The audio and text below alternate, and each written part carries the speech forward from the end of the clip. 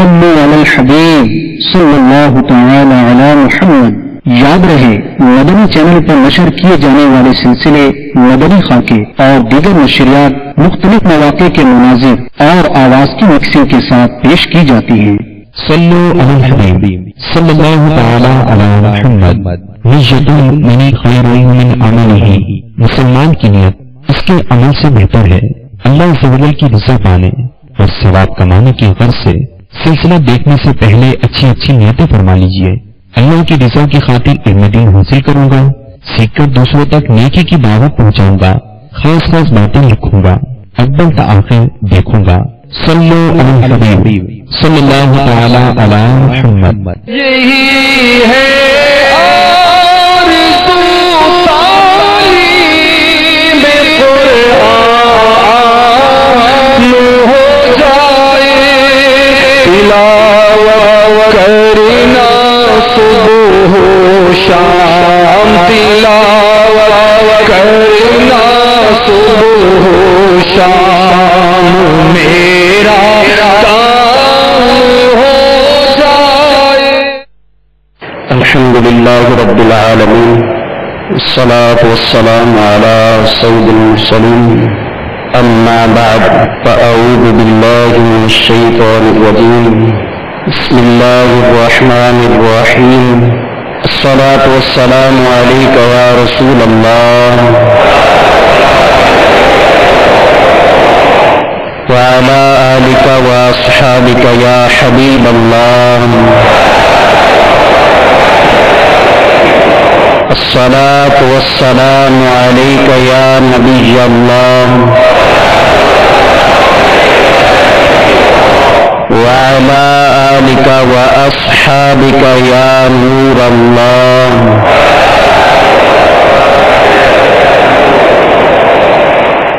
شیخ طریقت امیر اہل سنت حضرت علامہ مولانا محمد الیاس عطار قادری رضوی دامت برکاتہ من عالیہ درود پاک کی فضیلت میں حدیث پاک نقل کرتے ہیں، اللہ کے محبوب دانائے غیوب منزہ عن العیوب صلی اللہ تعالی علیہ وآلہ وسلم کا فرمان تقرب نشان ہے، جس نے مجھ پر 100 مرتبہ درود پاک پڑھا، اللہ تعالی اس کی دونوں آنکھوں کے درمیان لکھ دیتا ہے کہ یہ نفاق اور جہنم کی آگ سے آزاد ہے، اور اسے بروز قیامت شہداء کے ساتھ رکھے گا۔ صلو علی الحبیب صلی اللہ تعالی علی محمد صلی اللہ علیہ وسلم۔ الحمدللہ عز و جل دعوت اسلامی کے عالمی مدنی مرکز فیضان مدینہ باب المدینہ کراچی میں فرض علوم کورس کا سلسلہ جاری ہے، اور اسی سے متعلق آج ہم منت اور قسم اور اس کا کفارہ، اس کے بارے میں آج ہمارا یہ درجہ ہوگا۔ یہ وہ موضوع ہے کہ تقریباً ہر گھر، ہر فیملی، ہر آدمی کسی نہ کسی موقع پر، وقت پر کبھی منت کا سلسلہ، کبھی قسم کا معاملہ کرنا پڑ جاتا ہے اور کرتے بھی ہیں۔ تو معاملات میں سے یہ ایک ایسا معاملہ ہے کہ جس کا علم ہمیں اس اعتبار سے سیکھنا بالکل ضروری اور اہم ہے کہ آیا جو میں منت مان رہا ہوں اس کا شرعی کیا طریقہ ہے، منت کس طریقے سے ماننی چاہیے، کون سی منت ماننی جانے کے بعد ضروری ہو جاتی ہے، اور اسی طرح قسم کے بارے میں بھی کہ کب قسم اٹھائیں اور وہ قسم پوری کرنے کے کیا تقاضے ہیں، اگر بالفرض قسم کو پورا نہ کیا گیا تو اس پر کیا کفارہ لازم آتا ہے، یہ چیزیں انشاءاللہ العزیز آج کے اس درجے میں ہم سیکھنے کی کوشش کریں گے۔ منت کے بارے میں قرآن پاک میں اللہ جل شانہ ارشاد فرماتا ہے، وَمَا أَنفَقْتُم مِّن نَّفَقَةٍ أَوْ نَذَرْتُم مِّن نَّذْرٍ فَإِنَّ اللَّهَ يَعْلَمُ وَمَا لِلظَّالِمِينَ مِنْ أَنصَارٍ۔ ترجمہ کنز ایمان۔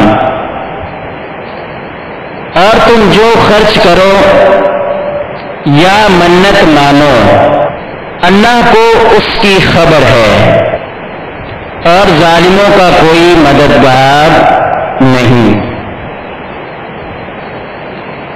ایک دوسرے مقام پر سورہ باہر میں ان لوگوں کی تعریف بیان کرتے ہوئے اللہ جل شانہ ارشاد فرماتا ہے، یوفون بالنذر ویخافون یوما کان شرہ مستطیرا۔ اپنی منتیں پوری کرتے ہیں اور اس دن سے ڈرتے ہیں جس کی برائی پھیلی ہوئی ہے۔ قرآن پاک کے ان آیات مبارکہ میں منت کے بارے میں اور جو منت پوری کرتے ہیں ان کی تعریف اور ان کی نیک نامی بیان کرتے ہوئے اللہ تبارک و تعالی نے یہ باتیں ارشاد فرمائی۔ نبی کریم صلی اللہ تعالی علیہ وآلہ وسلم نے بھی منت کے بارے میں کئی احادیث مبارکہ میں ذکر ارشاد فرمایا ہے، چونکہ آدمی بعض منتیں ایسی بھی مان لیتا ہے جس کا پورا کرنا شرعاً جائز نہیں، وہ منتیں جو گناہ کی منتیں ہیں۔ تو آقا دو جہاں سرور کائنات صلی اللہ تعالی علیہ وآلہ وسلم نے ارشاد فرمایا، تم میں سے جو منت مانے کہ اللہ کی اطاعت کرے گا تو اس کی اطاعت کریں، یعنی منت کو پورا کریں، اور جو اس کی نافرمانی کی منت مانے تو اس کی نافرمانی نہ کرے، یعنی اس منت کو وہ شخص پورا نہ کرے۔ مزید ایک حدیث میں نبی کریم صلی اللہ علیہ وسلم کا فرمان ہے کہ منت دو قسم ہے منت کی، جس نے طاعت یعنی نیکی کی منت مانی وہ اللہ کے لیے ہے اور اسے پورا کیا جائے، اور جس نے گناہ کی منت مانی وہ شیطان کس سبب سے ہے اسے پورا نہ کیا جائے۔ تو اس اعتبار سے ہمیں یہ بھی معلوم ہوا کہ نیک کام کی منت کو پورا کیا جائے، گناہ، نافرمانی، شیطانی کام، فضول لغویات اور جہالت کی بنا پر جن چیزوں کی منت مانی جاتی ہے ان سے آدمی رکا رہے۔ اولاً تو ماننا ہی درست نہیں ہے، اور اگر مان لی ہے تو اس منت کو پورا نہ کیا جائے۔ یہاں سب سے پہلے ہم منت کی تعریف یاد کر لیتے ہیں، اس کو آپ لکھ لیجئے کہ منت کہتے کسے ہیں۔ عربی میں منت کو نذر کہتے ہیں، اسی لیے کتب فقہ میں کتابوں میں نظر شرعی اور نظر کے الفاظ جو ہیں وہ قرآن میں بھی ہیں اور کتب فقہ میں بھی موجود ہیں. تو آسان سے لفظوں میں منت کی یہ تعریف ہوگی منت شرعی. اس کی تعریف یہ بنے گی کہ انسان کا اپنے اوپر اس عبادت کو لازم کر لینا جو اس پر لازم نہ تھی. انسان کا کسی عبادت کو اپنے اوپر لازم کر لینا جو اس پر لازم واجب نہ تھی، یہ منت شرعی کی تعریف ہے. مثال کے طور پر کوئی آدمی یہ کہتا ہے کہ میرا یہ کام ہو جائے تو میں 10 رکعت نفل نماز ادا کروں گا. تو نفل پڑھنا اس پر چونکہ لازم و واجب پہلے نہ تھے، لیکن اب اس کے بولنے کی وجہ سے، اب منت ماننے کی وجہ سے یہ نفل نماز اس پر اب لازم ہو جائے گی جتنی رکعتوں کی اس نے منت مانی ہو. اس کو نظر شرعی منت شرعی کہتے ہیں. اسی طرح روزے کی منت مان لی، حج کی منت مان لی، نفلی صدقات و خیرات کی منت مان لی. تو یہ ساری منتیں، یہ سارے وہ معاملات جو آدمی پر واجب و لازم نہ تھے لیکن منت مان کر اس نے اپنے اوپر ان چیزوں کو لازم کر لیا. شرعی منت جس کے ماننے سے شرعن اس کا پورا کرنا واجب ہوتا ہے، اس کے لیے چند شرطیں ہیں. اگر وہ شرطیں پائی جائیں گی تو وہ شرعی منت کہلائے گی اور اس کا پورا کرنا لازم اور واجب ہو جائے گا. پہلی شرط، ایسی چیز کی منت ہو کہ اس کی جنس میں سے کوئی واجب ہو. ایسی چیز کی منت ہو کہ اس کے جنس میں سے، یعنی اسی کی طرح کوئی دوسری عبادت ہم پر لازم واجب فرض گئے، اس کی طرح اس نے کوئی منت مانی تو وہ منت شرعی ہو جائے گی. اس کو آسانی سے یوں سمجھ لیں، نفل نماز کی منت مانی اور اسی سے ملتی ہوئی نماز ہم پر فرض گئے. کون سی نماز؟ جو ہم فریضہ ادا کرتے ہیں، فرض پڑھتے ہیں. اسی طرح روزے کی منت مانی تو روزے کی ہی طرح، مطلب رمضان کا روزہ ہم پر فرض ہے، تو جس چیز کی منت مانی اسی طرح کی کوئی عبادت وہ لازم واجب اس پر پہلے ہو، اسی سے ملتی ہوئی مشابہت رکھتی ہوئی وہ عبادت کی اس نے منت مانی ہے. نماز کی مانی تو نماز ہم پر فرض ہے. حج کی مان رہا ہے تو حج کا بھی فریضہ ہے. صدقہ خیرات کی منت مانی تو چونکہ زکوٰۃ فریضے میں سے ہے تو اس لیے یہ منتیں شرعی میں داخل ہوگی. اب عیادت مریض کی کسی نے منت مانی تو یہ اس سے جو ہے وہ نکل جائے گی، یعنی منت شرعی میں یہ داخل نہیں ہوگی. دوسری شرط، وہ عبادت خود بذات مقصود ہو، وہ عبادت خود بذات مقصود ہو، کسی دوسری عبادت کے لیے وسیلہ نہ ہو.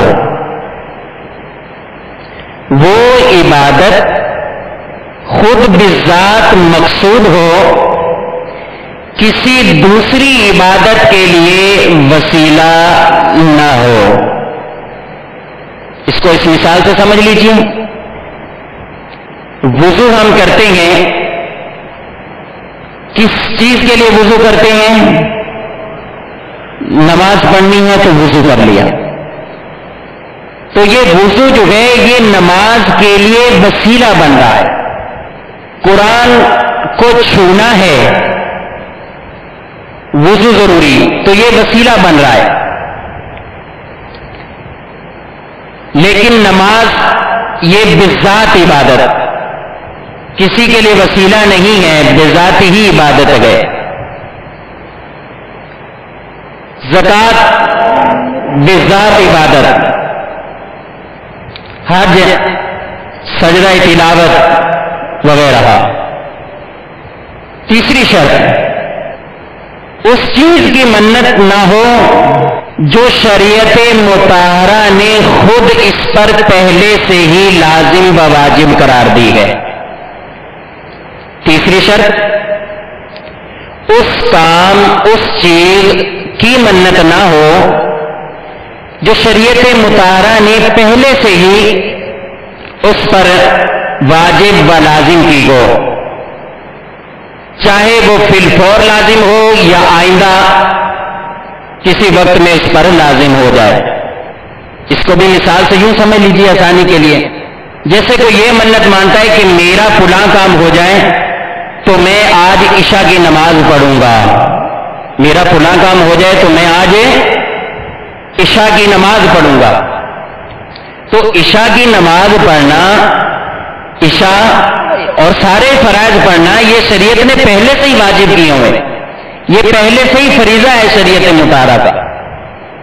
تو جو پہلے سے ہی فریضہ ہے اس کی اس طرح جو ہے وہ منت نہیں مانی جائے گی، کیونکہ منت کی تاریخ میں ہم نے پڑھا ہے انسان کا کسی کام کو اپنے اوپر لازم کر لینا جو اس پر لازم واجب نہ تھا.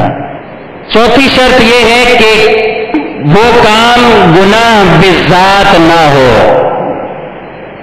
یعنی منت مان رہا ہے کسی خاص گناہ کے کام، تو بھی یہ منت شرعی میں نہیں آئے گی. اب یہاں تک یہ ہم نے منت کا شرعی حکم، قرآن حدیث اور اس کے بعد اس کی تعریف اور اس کی مختصراً آسان انداز میں یہ چند شرطیں ہم نے سمجھنے کی کوشش کی ہے. یہ شرطیں اگر اس منت میں پائی جائیں گی تو وہ کام اس پر جو ہے وہ کرنا لازم ہو جائے گا. اب آگے منت کی پھر دو قسمیں ہیں، یہ نقشے میں آپ ملاحظہ فرمائیں. منت کی بعض منتیں جیسے کہ شروع میں نے بیان کیا ہے کہ ہوتی ہی ناجائز ہیں، لہذا اس منت کا پورا کرنا بالکل جو ہے وہ جائز نہیں ہے، گناہ کی منت مانی ہے. کیونکہ نبی کریم صلی اللہ علیہ وسلم نے ارشاد فرمایا ہے، حدیث ہے، لا نظرہ فی معصیت، کہ معصیت یعنی گناہ کے کام میں منت نہیں ہے. تو منت اس اعتبار سے بعض منتیں جائز بعض ناجائز. جو ناجائز ہے اس کو تو ویسے ہی چھوڑ دیجئے کہ اس پہ بالکل جو ہے وہ عمل نہیں کرنا. جائز ہیں اس کی دو قسم، معلق اور غیر معلق. معلق اور غیر معلق. معلق کا مطلب یہ ہے کہ جو منت کسی شرط پر موقوف ہو، جو منت کسی شرط پر موقوف ہو، یعنی کسی منت کو کسی کام کے ہونے پر ہم نے موقوف رکھ دیا.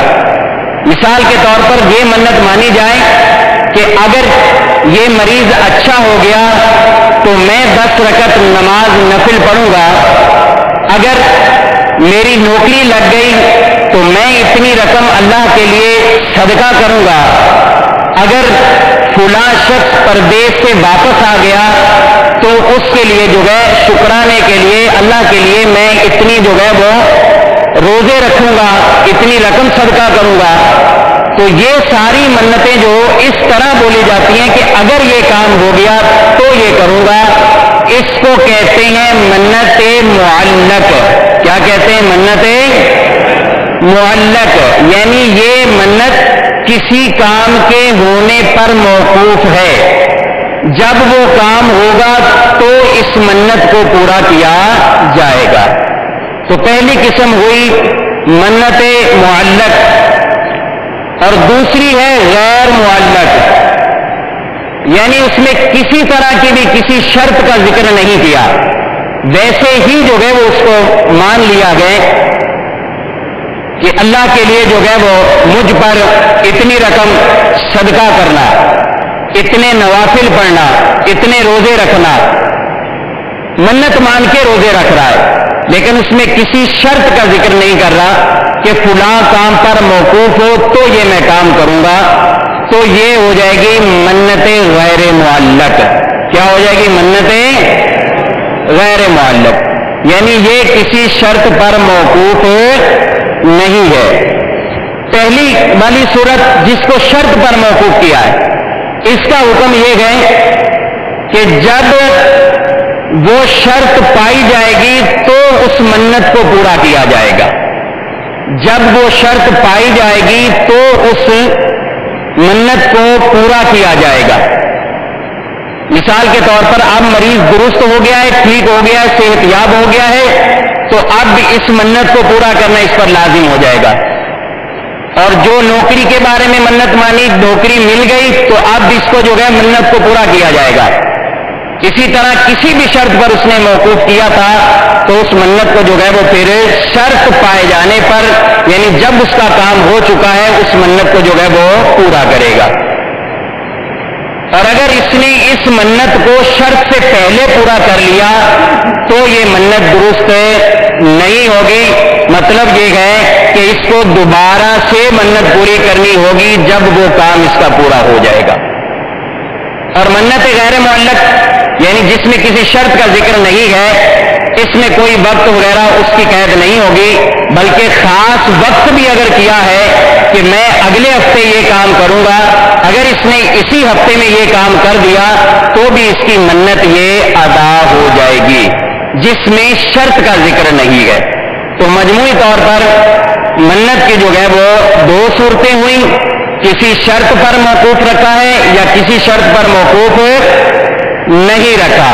اگر شرط پر موقوف رکھا ہے تو جب شرط پائی جائے گی تو اس کام کو، اس منت کو کرنا ضروری ہو جائے گا، اور اگر شرط پر موقوف نہیں رکھا تو پھر اس منت کو چاہے اس مقررہ وقت سے پہلے بھی ادا کر لیں تو وہ منت اس کی ادا ہو جائے گی۔ تو یہ منت کی یہاں پر جو ہے وہ دو صورتیں ہم نے پڑھ لی۔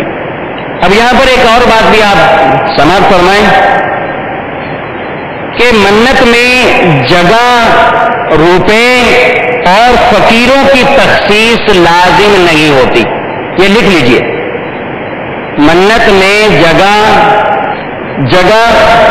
روپے اور فقیروں کی تخصیص لازم نہیں ہوتی۔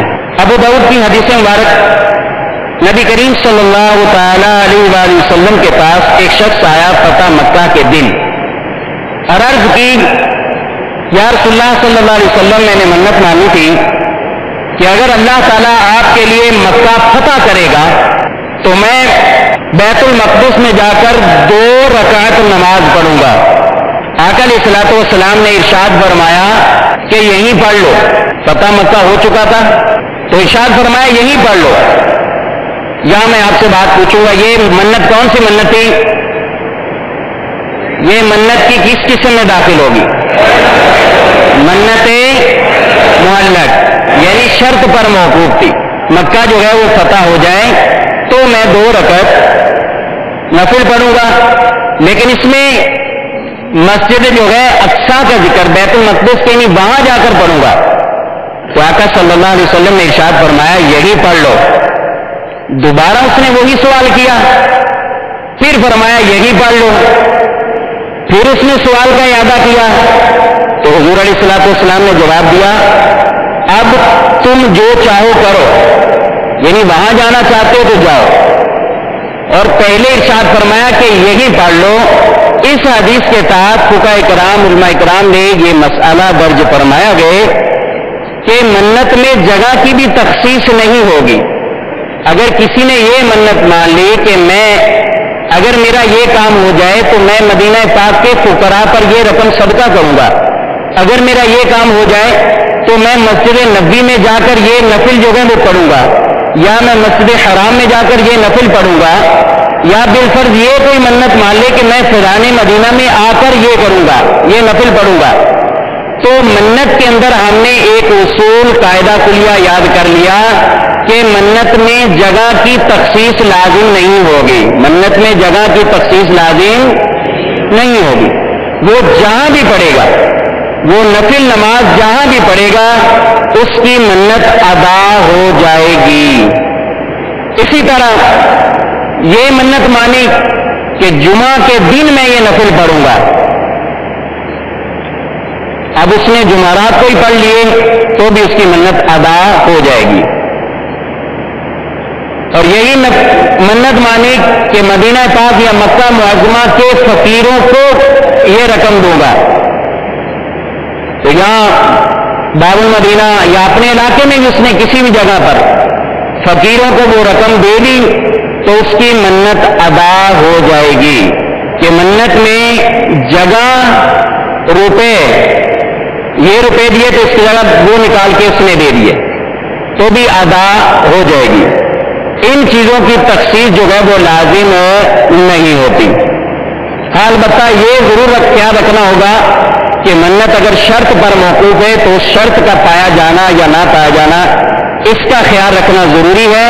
اگر شرط سے پہلے ہی منت کو اس نے ادا کر دیا، پورا کر دیا، تو ایسی صورت میں پھر کام ہونے کے بعد اس کو منت وہ دوبارہ سے ادا کرنی پڑے گی۔ صلو علی الحبیب صلی اللہ۔ یہاں تک جو ہم نے درس سنا ہے اس میں منت شرعی کا بیان گزرا ہے۔ اب یہاں چند باتیں اور بھی عرض کرتا ہوں کہ بعض منتیں شرعی تو نہیں ہوتی، یعنی لازم و واجب تو نہیں ہوتی، لیکن ان کاموں کو کرنا جائز ضرور ہے۔ اس کو کہتے ہیں نظر عرفی، منت عرفی، منت عرفی۔ مفتی احمد یار خان نعیمی علیہ رحمہ میرات المناجی میں لکھتے ہیں یہ منت کون سی ہے؟ منت عرفی۔ منت اس کا کیا حکم ہے کہ اس کو پورا کرنا لازم و واجب نہیں ہوتا، اس کو پورا کرنا لازم و واجب نہیں ہوتا، لیکن کرنا جائز ہے۔ اب کسی نے منت ایسی مان لی تو درست ہے جبکہ اس میں کوئی خلاف شرع کام نہ ہو۔ یہ وہ منت ہے جو اولیاء کرام کی نیاز کی منت مان لی کہ ہر مہینے 11ویں شریف کا اہتمام کروں گا۔ مفتی صاحب میرات المناجی میں لکھتے ہیں اولیاء اللہ کے نام کی جو نظر یعنی منت مانی جاتی ہے اسے نظر عرفی اور لغوی کہتے ہیں۔ اس کا معنی ہے نذرانہ۔ جیسے کوئی شاگرد اپنے استاد سے کہے کہ یہ چیز آپ کی نظر میں نے کی تو یہ منت عرفی کہلاتی ہے۔ یہ بندوں کی ہو سکتی ہے مگر اس کا پورا کرنا شرعاً واجب نہیں۔ اب منت عرفی کی مثالیں 11ویں شریف کی منت مان لی، میلاد کی منت مان لی، فاتحہ بزرگان دین کی منت مان لی، کسی بزرگ کی فاتحہ کی منت مان لی، مزارات پر چادر چڑھانے کی منت مان لی، مزارات پر حاضری کی منت مان لی، محرم الحرام شریف میں نیاز شربت سبیل لگانے کی منت مان لی۔ تو یہ ساری منتیں شرعی نہیں ہیں، یعنی ایسا نہیں ہے کہ اگر کسی نے یہ منتوں کو ترک کر دیا یعنی مانی لیکن کی نہیں تو اس کو ہم گناہ گار کہیں گے، ایسا نہیں ہے۔ البتہ اس کو پورا کرنا جائز ہے، قابل ثواب کام ہے، کرے گا تو انشاءاللہ ثواب پائے گا۔ اس میں یہ خیال رکھنا ضروری ہے کہ منت تو درست طریقے سے ہی اس نے مانی ہے، لیکن جب کرنے کا ٹائم آئے تو ناجائز چیزوں کو اس میں شامل کر لے۔ مرد و عورت کا اختلاط کر کے اگر یہ کوئی معاملہ بھلے محفل کا ہی ہو لیکن یہ فعل جائز نہیں ہوگا اس کے لیے۔ اسی طرح مزار پر چادر چڑھانے کے لیے جا رہے ہیں، ساتھ دو چار ڈھول باجے بجاتے ہوئے جا رہے ہیں، مزار پہ چادر چڑھائیں گے، تو یہ فعل ان کا ناجائز ہوگا۔ مزار پر چادر چڑھانا اس صاحب مزار کی تعظیم کے لیے ہوتا ہے، جائز عمل ہے، علماء صلحاء میں رائج گئے، درست گئے، لیکن ساتھ اس کے دوسرے لوازمات کر لینا یہ گناہ کا کام ہے، ان کا ترک کرنا ضروری ہے۔ اور اس میں بھی یہ باتیں یاد رکھیں، عرفی منت میں بھی اس سے مراد وہ منتیں ہیں جو علماء صلحاء ان میں رائج تھی۔ مزار پہ جانا یہ بزرگوں میں، پرانے بزرگوں میں رائج، فاتحہ کا، ان کی بزرگوں کی فاتحہ نیاز کا اہتمام کرنا یہ بھی علماء صلحاء میں رائج۔ تو منت عرفی سے مراد یہ ہے کہ ایسی منتیں جو علماء صلحاء میں رائج ہو، یا وہ عوام جو علماء کی صحبت اختیار کرتی ہو، انہوں نے درست طریقے کے مطابق کوئی ایسی منت کا اہتمام کرتے ہو۔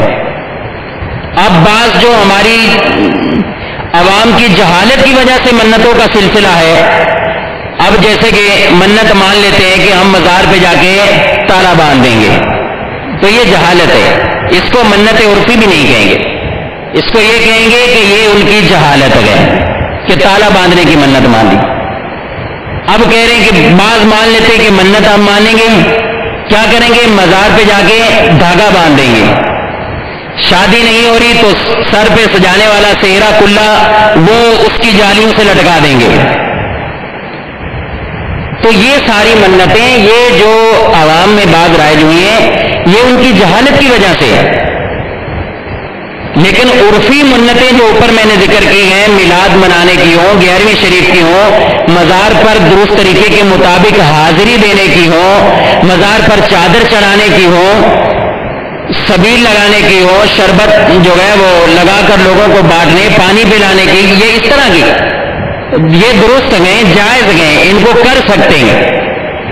انہی جہالت سے چلتے چلتے ایک اور بھی منت عام طور پر لوگ جو ہے وہ بچوں کے لیے مان لیتے ہیں، اگر بچہ پیدا ہو جائے جن کے یہاں اولاد نہیں ہوتی یا کسی اور وجہ سے منت مان لی، بچہ پیدا ہو تو اس کو ہم محرم شریف میں فقیر بنا دیں گے، 10 سال تک اس کو فقیر بنائیں گے، وہ منگتا رہے گا 10 سال تک، گھروں میں جائے گا، بھیک مانگے گا، اور وہ جو پیسے اکٹھے ہوں اس کو جو ہے وہ بھلے بعد میں وہ فاتحہ کر دیں، کوئی بھی معاملہ کرے، لیکن یہ منت ماننا بھی جائز نہیں ہے، یہ فقیر بنانے کی منت۔ ایک بعض منتیں تو جو جہالت کے سبب ہیں، جیسا کہ تالا لگانے پر یا دھاگا باندھنے پر، لیکن یہ منت کہ وہ فقیر بنائیں گے، وہ لوگوں سے پیسے مانگے گا، اس منت کو جو ہے وہ ناجائز فرمایا ہے۔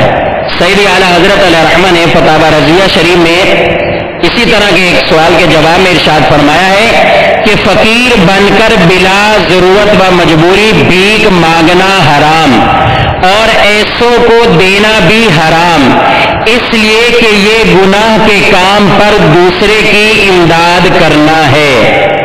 اور وہ منت ماننی کہ 10 برس تک یعنی 10 سال تک ایسا کریں گے، یہ سب محمل و ممنوع یعنی فضول کام، اس سے بچنا چاہیے کہ آقا صلی اللہ علیہ وسلم نے فرمایا لا نذر فی معصیت، کہ گناہ کے کام میں کوئی منت نہیں ہے۔ تو اس لیے اگر کسی نے مانی بھی ہو اس طرح کی تو اس پر عمل ہرگز جو ہے وہ نہ کرے۔ اب اس میں بعض اور بھی عورتوں میں گھروں پر بالخصوص جو ہے وہ منتیں رائج ہے، اور عورتوں میں عموماً 10 بیویوں کی کہانی کی منت مانی جاتی ہے، بہت مشہور، جبکہ اس کہانی کا تعلق جو ہے وہ اصل سے نہیں، علماء نے اس کو من گھڑت اور بے اصل فرمایا ہے۔ تو 10 بیویوں کی کہانی کی بھی اگر منت مان لی ہو تو اس کو بھی پورا نہیں کریں گے، کیونکہ وہ جو اس میں پڑھا جائے گا، جو کچھ اس میں ہوگا وہ ہے ہی من گھڑت، وہ بے اصل جو ہے وہ چیزیں پڑھیں گے۔ ہاں البتہ اس کی جگہ یوں ہو سکتا ہے اگر کسی گھرانے نے 10 بیویوں کی کہانی کی منت مان لی ہو یا کوئی بھی ایسی کہانی کی منت مانی ہو جو کہ من گھڑت ہو، تو ان کو چاہیے کہ وہ گھر پر محفل کا اہتمام کر لیں، اس میں چاہے سورہ یاسین یا سورہ اخلاص یا سورہ فاتحہ کی تلاوت کروا لیں اور اس کہانی کو نہیں پڑھیں، بلکہ ویسے ہی بزرگوں کے نام پر جو ہے وہ فاتحہ کا اہتمام کر دیں۔ ذہنی طور پر بھی ایک وہ سکون میں آ جائیں گے کہ چلو منت ہم نے پوری کر لی ہے، لیکن وہ جو من گھڑت چیز ہے اس کو جو ہے وہ ہرگز اس میں پڑھا نہ جائے۔ یا کہیں سے علماء اہل سنت کی کسی مستند جو ہے وہ علماء اہل سنت کی کتب سے حضرت فاطمہ رضی اللہ تعالیٰ عنہا یا جن کے بارے میں منت مانی ان کے فضائل نکال کر اس کا درس دے دیا جائے۔ الحمدللہ امیر اہل سنت دامت برکاتہم العالیہ کے تقریباً ہر ماہ کے بارے میں ہر ماہ کی مناسبت سے کوئی نہ کوئی رسالہ ضرور موجود ہے۔ تو اگر ایسی منت مانی ہے کہ کسی من گھڑت رسالے کو پڑھنا ہے، بے اصل کتاب کو پڑھنا ہے، تو اس کی جگہ آپ اس رسالے کو پڑھ لیں جو بھی اس مہینے کی مناسبت سے ہو، اس کو آپ پڑھیں، اس کا درس دے دیں اور بقیہ جو ہے وہ فاتحہ کا اہتمام کریں۔ انشاءاللہ ذہنی طور پر بھی سکون ہوگا کہ منت پوری ہوگی اور گھر میں بھی انشاءاللہ خیر و برکت کا نزول ہوگا، کیونکہ ایک نیک کام کیا گیا۔ اگر کوئی رسالہ کسی مہینے کا نہ بھی ملے، فضائل سنت کا درس دینا شروع کر دیں۔ فضائل سنت کی فہرست دیکھیں، انشاءاللہ ایسے واقعات، بزرگوں کے واقعات، اہل بیت اطہار کے واقعات، اہل بیت اطہار کی شان میں جو واقعات جو ہے فضائل سنت میں اتنے متعدد واقعات ہیں، ان کے روزوں کا تذکرہ ہے، ان کی عبادت کا تذکرہ ہے، ان کے جو ہے وہ توکل کا تذکرہ ہے، شکر کا ذکر ہے، تو یہ ساری چیزیں فضائل سنت میں موجود ہیں۔ اس کی جگہ اس کا درس رکھ لیجئے اور اپنے گھر میں جو ہے وہ اس معاملے کو پورا کر لیجئے۔ اور بعض منتیں وہ ناجائز ہیں، منتیں بعض تو میں بتا رہا ہوں وہ کہ جس سے بچنا چاہیے جہالت کی وجہ سے، بعض ناجائز ہیں، گناہ کا کام ہے۔ ان میں کیسے یہ منت عموماً مان لی جاتی ہے کہ بچے کے کان چھدوائیں گے اور اس میں بالی اس کو ڈال دیں گے۔ لڑکوں کے کان چھدوانا، بالیاں ڈالنا یہ ناجائز ہے۔ اس طرح کی اگر کسی نے منت مانی ہو، اسی طرح یہ منت مان لے کہ اپنے بالوں کو جو ہے وہ لڑکا پیدا اگر ہو تو اس کے لمبے بال رکھیں گے، چٹیاں اس کی بنائیں گے۔ جیسے آپ نے کبھی دیکھا بھی ہوگا بعض بچوں کے یا بڑے بھی ہو جاتے ہیں، بڑی عمر کو پہنچ گئے لیکن سر کے ایک مخصوص حصے میں لمبے بال جو ہے وہ جا رہے ہیں، اس کو جو ہے وہ باقاعدہ عورتوں کی طرح چٹیاں بنا کر جو ہے اس کو باندھا جاتا ہے، تو درست نہیں ہے یہ ناجائز ہے۔ مرد کے اتنے لمبے بال رکھنا کندھوں تک تو رہیں کہ انسانوں کو چھو جائیں، جو سنت کے مطابق، وہ بھی یہ ہے کہ سنت کے مطابق جو زلفوں کی اس مقدار تک رکھنا چاہیے، اور عورتوں کی مشابہت کرتے ہوئے یہ لمبے لمبے بال یہ مردوں کے لیے جائز نہیں ہے، ناجائز حرام ہے اتنے لمبے بال رکھنا۔ تو ایسی منتیں اگر مانی ہیں تو ان کو تو فوراً ختم کر دیں، توبہ بھی کریں اس سے۔ بال لمبے رکھنے تو کٹوا دیں، اس سے توبہ کریں جو پچھلا گناہ ہوا ہے، اور اب اپنے جو ہے وہ طریقے کے مطابق جو ہے وہ عام روٹین کے مطابق رکھے جائیں۔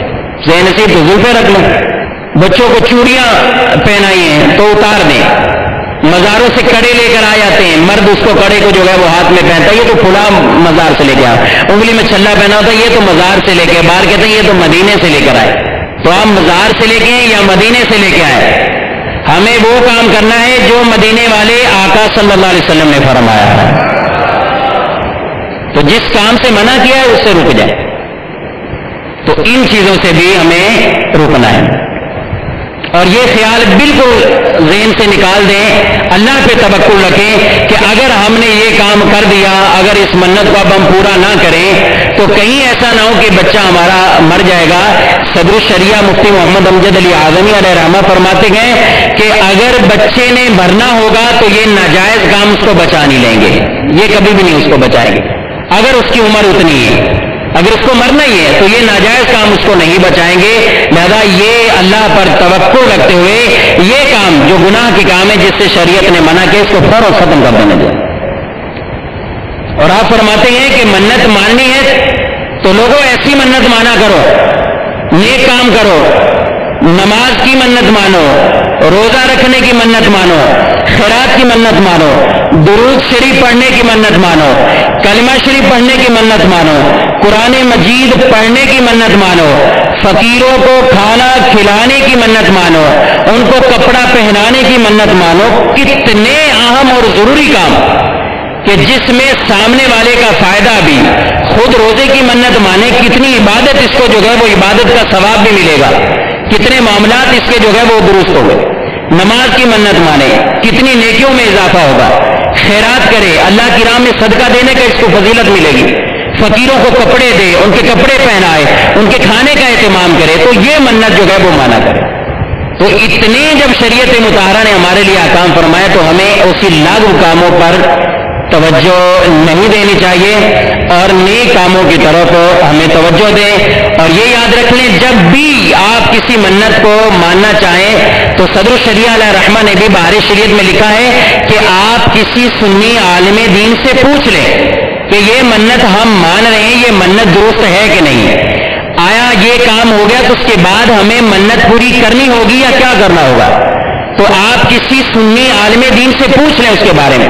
تو بالکل جو ہے وہ اس کو پوچھا جائے. دارالفتاء اہل سنت جو کہ دعوت اسلامی کا ایک شعبہ ہے، اور الحمدللہ دارالفتاء میں موجود اسلامی بھائی علماء کرام آپ کے اس مسئلے کا جواب دیں گے انشاءاللہ، آپ کی منت کے بارے میں رہنمائی کریں گے. تو جب بھی منت کا سلسلہ ہو تو آپ ضرور مشورہ کر لیجئے کہ یہ منت ہماری درست ہے کہ نہیں، اس کو مانا جائے یا نہیں. تو یہ ہمارا پہلا درس منت کے بارے میں اپنے اختتام پہ پہنچا. اللہ تعالیٰ منت کے ان احکام شرعیہ کے مطابق ہمیں عمل کی توفیق عطا فرمائے. ایک روایت اسی ضمن میں منت کی آخری بار میں آپ سماعت فرماتے جائیں. صحیح بخاری شریف میں ہے، حضرت عبداللہ بن عباس رضی اللہ تعالیٰ عنہ سے مروی، ایک مرتبہ نبی کریم صلی اللہ علیہ وسلم خطبہ دے رہے تھے تو ایک شخص کو کھڑا ہوا دیکھا آپ نے. اس کے متعلق آپ نے لوگوں سے پوچھا کہ یہ کیوں کھڑا ہے. عرض کی گئی یا رسول اللہ یہ ابو اسرائیل ہے اور اس نے ایک منت مان لی. فرمایا کیا منت مانی ہے؟ عرض کی گئی منت یہ مانی ہے کہ یہ شخص کھڑا رہے گا، بیٹھے گا نہیں، کھڑا رہے گا، بیٹھے گا نہیں، سائے میں نہیں جائے گا، دھوپ میں رہے گا، کلام نہیں کرے گا، کسی سے بات بھی نہیں کرے گا. منتیں آپ غور سے سنیے گا. کھڑا رہے گا، دھوپ میں رہے گا، سائے میں نہیں جائے گا، بات نہیں کرے گا، اور اس حالت میں روزہ رکھے گا. یہ اس کی منت ہے. آپ خطبہ دے رہے تھے، اس وقت آپ نے ارشاد فرمایا، آپ نے فرمایا اسے حکم دو، اسے کہو جا کر کہ یہ بات بھی کرے، بیٹھ بھی جائے، سائے میں آ جائے اور روزہ اپنا پورا کر لے. یعنی 4 چیزوں کی اس نے منت مانی تھی. ایک چیز اس میں نیک والی جو نیکی کا کام ہے وہ ہے روزہ. فرمائے اس کے دھوپ میں رہنے سے کیا فائدہ، بیٹھ جائیے، سائے میں آ جائے، بات کرے. لیکن ایک چونکہ منت اس میں اچھی تھی، روزہ کی بھی منت مانی ہے، روزہ اپنا پورا کرے لیکن ان سب باتوں سے یہ بچ جائے. اللہ عمل کی توفیق عطا فرمائے. صلو علی الحبیب صلی اللہ علیہ وسلم. ابھی آپ نے اس طرح فرمایا کہ منت میں جگہ، روپے اور فقیروں کی تخصیص یہ لازم نہیں ہے. تو اگر کوئی یہ منت مانے کہ بھائی تندرست ہو گیا تو جمعہ کے دن 2 رکعت نفل پڑھے گا، تو اس میں دن جیسے مقرر کیا، دن کی بھی اس طرح جو ہے وہ اس میں مقرر نہیں ہوگا. دن میں بھی اگر اس نے جمعہ کے لیے یہ منت مانی کہ میں جمعہ مبارک کو 2 رکعت نفل پڑھوں گا، اب جمعرات کو بھی اگر اس نے پڑھ لیے تو اس کی منت ادا ہو جائے گی. دن کی بھی اس طرح تخصیص نہیں آئے گی. ہاں منت معلق ہو تو وہ چونکہ پہلے بتا چکا ہوں شرط پر موقوف رہے گی. اس کے لیے شرط کا پایا جانا ضروری ہے. منت غیر معلق میں ان چیزوں سے بھی یہ لازم نہیں آتی، دن بھی نہیں ہوگا اس میں. صلو علی الحبیب صلی اللہ علیہ وسلم. دوسرا ہمارا درس ہے قسم کے بارے میں، بہت اہم درس ہے. بہت سے لوگ جن کو پتہ ہی نہیں ہوتا کہ کب قسم کھانی اور کب نہیں کھانی، اور اگر قسم کھا لی ہے تو اب اس کا کیا کرنا ہے. یاد رکھیں قسم کے ذریعے سے آدمی اپنی بات کو پختہ کرتا ہے، موقت کرتا ہے، اور سامنے والے کو یقین دلا دیتا ہے کہ میں یہ کام کروں گا یا نہیں کروں گا، یا کیا تھا یا نہیں کیا تھا. قرآن پاک میں اللہ تعالیٰ ارشاد فرماتا ہے، ترجمہ کنز الایمان، اور اللہ کا عہد پورا کرو جب قول باندھو، اور قسمیں مضبوط کر کے نہ توڑو، اور تم اللہ کو اپنے اوپر ضامن کر چکے ہو، بے شک اللہ تمہارے کام جانتا ہے.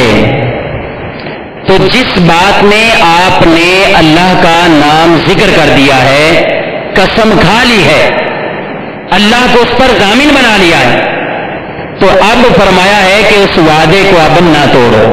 وہ مضبوط ہو چکی ہے، پختہ ہو چکی ہے، اس کو پورا کرو. اور دوسری جگہ پر ارشاد فرمایا، ترجمہ کنز الایمان، اور جو اللہ کے عہد اور اپنی قسموں کے بدلے ذلیل دام لیتے ہیں، آخرت میں ان کا کچھ حصہ نہیں، اور اللہ نہ ان سے بات کرے، نہ ان کی طرف نظر فرمائے قیامت کے دن، اور نہ انہیں پاک کرے، اور ان کے لیے دردناک عذاب ہے. بعض صورتیں ایسی بھی ہیں کہ اگرچہ آپ نے قسم کھا لی ہے لیکن توڑنا ضروری ہے، اس کا آگے بیان آ رہا ہے. حدیث مبارک میں ارشاد فرمایا ہے، نبی کریم صلی اللہ علیہ وسلم نے فرمایا کہ اللہ تعالیٰ تم کو باپ کی قسم کھانے سے منع کرتا ہے. جو شخص قسم کھائے، اللہ کی قسم کھائے یا چپ رہے. تو اس حدیث میں یہ بات بھی پتہ چلی کہ باپ کی قسم اس سے ممانعت ارشاد فرمائی. اور ایک حدیث میں ارشاد فرمایا ہے کہ تم نہ اپنے آباء و اجداد باپ دادوں کی قسم کھاؤ، نہ اپنی ماؤں کی قسم کھاؤ، اور اللہ کی بھی قسم نہ کھاؤ مگر یہ کہ تم سچے ہو. یعنی جس کام کو سچا کرنا ہے اور سچائی والا ہے، کوئی کام پیچھے ہو چکا ہے، سچے ہو تو اللہ کی قسم جو ہے وہ اس میں کھا سکتے ہو. اور اس سے جھوٹی قسم سے بھی منع فرمایا گیا. حدیث میں جھوٹی قسم کو کبیرہ گناہ فرمایا گیا ہے کہ کبیرہ گناہ میں سے ایک گناہ جھوٹی قسم کھانا ہے. قسم کے بارے میں صدر الشریعہ علیہ رحمہ فرماتے ہیں، قسم کھانا جائز ہے مگر جہاں تک ہو کمی بہتر ہے. بہتر ہے کم کی جائے. قسم ایسے نہیں ہے بات بات پر قسم کھائیں، بات بات پر قسم کھائیں، جہاں تک ہو سکے اس میں کمی کی جائے.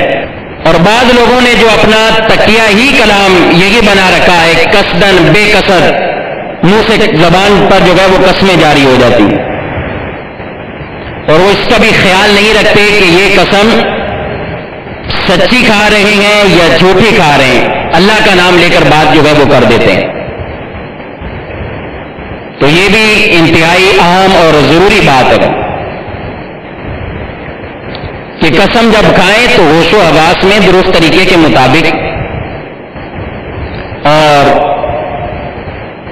سچائی پر مشتمل ہو، جھوٹ کو اس میں دخل نہ ہو. تو قسم کی 3 قسمیں ہیں. پہلی قسم کو قسم لغو، قسم لغو، لام غین واو. دوسری کا نام ہے غموس، اور تیسری قسم کو قسم منعقدہ. منعقدہ یعنی جو منعقد ہو. قسم لغو وہ قسم ہے کسی گزرے ہوئے کام کسی گزرے ہوئے کام، یعنی ماضی میں پہلے کام جو ہو چکا ہے، ابھی ہم بیٹھے، ہم آج سے پچھلے دن پہلے جو گزر چکے ہیں دن، کسی گزرے ہوئے کام پر اپنے خیال میں صحیح جان کر اس نے قسم کھائی، لیکن حقیقت اس کے برخلاف ہے۔ قسم لفظ کی تعریف آپ اچھی طرح سمجھ لیں۔ کسی گزرے ہوئے کام پر اپنے ذہن میں، اپنے خیال میں صحیح جان کر قسم کھائے، لیکن حقیقت اس کا برخلاف ہے۔ یعنی اس نے یہ کہہ دیا، اور اس کے اپنے گمان میں بھی یہی ہے کہ جمعہ کے دن وہ شخص آیا تھا، کسی کا نام وہ آیا تھا، اور اس کے گمان میں یہی ہے، ذہن میں یہی ہے کہ وہ آیا تھا، اس پر اس نے قسم کھا دی، لیکن حقیقت اس کے برخلاف نکلی کہ وہ نہیں تھا اس دن۔ تو اس کو کہتے ہیں قسم لغو۔ اس کو کیا کہتے ہیں؟ قسم لغو۔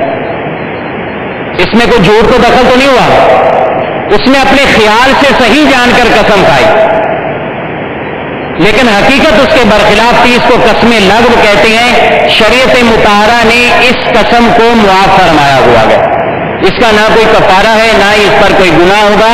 قرآن پاک میں اللہ تبارک و تعالیٰ نے ارشاد فرمایا، لا یؤاخذکم اللہ باللغو فی ایمانکم، کہ اللہ تعالیٰ تمہارے غلط فہمی کی قسموں پر تمہاری پکڑ نہیں فرماتا۔ تو یہ قسم لغو اس میں چلی جائے گی۔ اپنے خیال میں صحیح سمجھا، حقیقت اس کے برخلاف نکلی، یہ ہے قسم لغو۔ غموس، کسی گزرے ہوئے کام پر جان بوجھ کر قصدن جھوٹ بول کر اس نے قسم کھائی، کسی گزرے ہوئے کام پر جان بوجھ کر جھوٹی قسم کھائے۔ بھائی یہ کہہ دے کہ میں نے کل یا پرسوں جو گزر چکے، پچھلے ہفتے، گزشتہ ہفتے میں نے یہ کام کیا، یا فلاں نے یہ کام کیا ہے، اور قصدن جھوٹ بول رہا ہے، اس کو پتہ ہے نہیں کیا، میں نے نہیں کیا لیکن بول رہا ہے بات۔ اس کو قسم غموس کہتے ہیں، اور سخت اس کو جو ہے وہ گناہ فرمایا گیا ہے۔ ایسا شخص سخت گناہ گار ہوگا جو یہ جھوٹی قسم، ایک تو گزرا ہوا معاملہ، اس پر جھوٹا معاملہ، اس پر اللہ کا نام لے، اللہ کو گواہ اس طرح بنا کر جو ہے وہ یہ قسم کھا رہا ہے، یہ قسم غموس میں آتا ہے۔ یہ شخص گناہ گار ہوتا ہے، سخت گناہ گار ہوتا ہے۔ نبی کریم صلی اللہ علیہ وسلم نے قسم غموس کو، یمین غموس کو گناہ کبیرہ حدیث میں ارشاد فرمایا ہے۔ تو اگر کسی نے یہ معاملہ کر لیا اور جھوٹی قسم کھا لی ہو، تو اس پر لازم گئے توبہ کرے، استغفار کرے، توبہ کرے، استغفار کرے اگر کسی نے یہ قسم کھا لی ہو۔ ہاں، اس پر کفارہ نہیں ہے، اس قسم پر کفارہ نہیں ہے، قسم غموس پر، یمین غموس پر کفارہ نہیں ہے۔ اس کا کفارہ کیا ہے؟